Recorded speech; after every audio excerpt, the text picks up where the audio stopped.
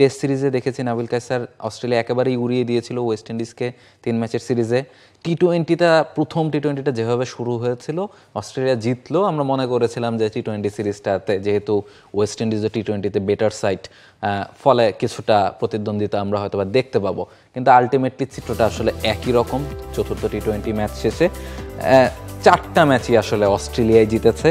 পঞ্চম টি-20-র অপেক্ষা 4-0 ব্যবধানে এই মুহূর্তে এগিয়ে আছে। এবং সবচেয়ে বড় কথা, এক এক ম্যাচে অস্ট্রেলিয়ার জয়ের নায়ক এক একজন। কোনো ম্যাচে জশ ইংলিশ, কোনো ম্যাচে জ্যাম্পা, কোনো ম্যাচে অ্যারন হার্ডি, কোনোটায় টিম ডেভিড, শাই হোপ একটা ম্যাচে সেঞ্চুরি করেছেন, আন্দ্রে রাসেল এই সিরিজটা খেলে অবসর নিয়েছেন, Rovman Powell, Shimron Hetmyer, Sherfane Rutherford.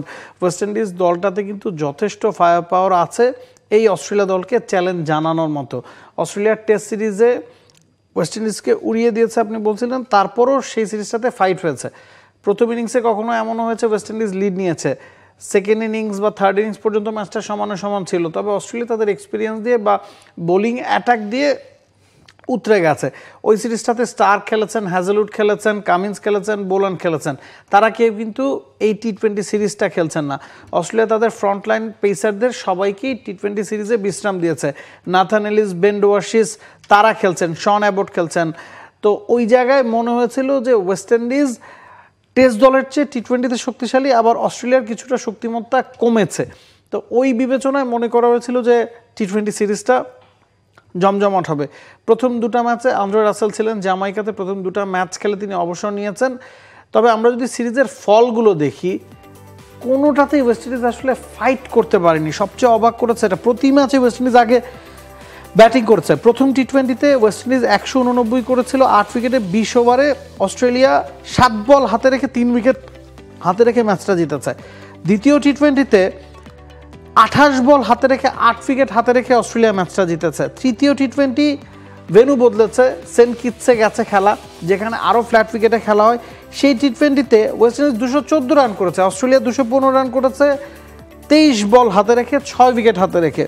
Saint কিটসের second ম্যাচটাতেও West Indies কিন্তু 205 রান করেছে, অস্ট্রেলিয়া 4 বল হাতে রেখে 3 উইকেট হাতে রেখে ম্যাচটা জিতেছে। মানে প্রতিটা খেলাতেই অস্ট্রেলিয়া চেস করেছে, কমফোর্টেবলি চেস করেছে, কখনো মনে হয়নি যে তারা ম্যাচটা হারতে পারে।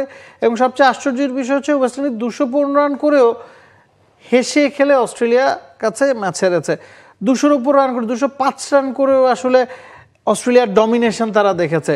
এই জায়গায় টি-20 ক্রিকেটটাও একটু বলতে আছে। ওয়েস্ট ইন্ডিজ বলতে কিন্তু আমরা স্লো উইকেট বুঝি। বিশ্বকাপের সময় আমরা দেখেছি 130-40 রান দলগুলো ডিফেন্ড করেছে। তবে এইবার ওই আপনি জামাইকা বলুন বা সেন্ট কিটস বলুন, দুটাতেই ফ্ল্যাট উইকেটে, স্পোর্টিং উইকেটে খেলা হয়েছে। এবং ওই উইকেটে ভেবেছিলাম যে ওয়েস্ট ইন্ডিজ আরও বেশি ফাইট করবে এবং ম্যাচ জিতবে।